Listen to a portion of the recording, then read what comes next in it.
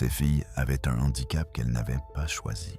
Le village, lui, s'est inventé une cécité qu'il choisissait chaque jour. Fin des années 70, région d'Auxerre. 7 jeunes filles s'évanouissent, l'une après l'autre. Entre 1977 et 1979, et sur le moment, presque personne ne s'inquiète. Une seule nourrice publie un avis de recherche dans la presse locale. Le reste, rien. Aucun signalement à la gendarmerie.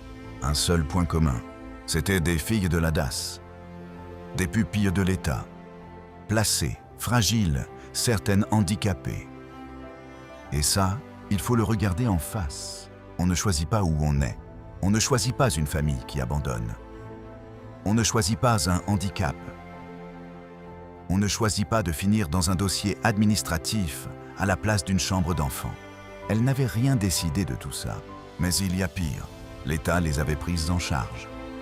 Officiellement, il était leur tuteur, leur famille sur le papier.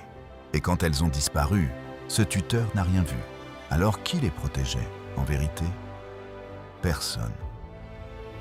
L'État avait délégué leur protection à des institutions. Et ces institutions les ont laissées filer sans poser une seule question. Ces filles étaient déjà seules avant de disparaître. Et lui, il les voyait tous les jours. Émile Louis les transportait matin et soir dans son bus. Il connaissait leurs prénoms, leurs habitudes, leur solitude. Chaque jour, il avait la preuve sous les yeux. Ces filles n'avaient personne. Pas de parents pour s'inquiéter. Pas d'institution qui vérifiait. Il n'a pas découvert leur vulnérabilité. Il l'a observée, jour après jour, jusqu'à être certain qu'elle ne changerait jamais. Sur chaque dossier, un seul mot. Fugueuse. Fugueuse, ça veut dire « elle est partie toute seule ». Ce n'est pas notre problème. Il faudra un corps pour que ça change. 1981.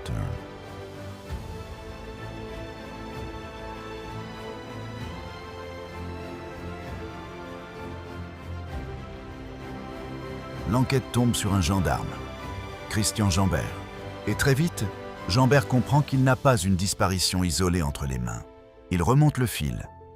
6 autres jeunes femmes, le même profil, le même institut, et un nom qui revient sans arrêt.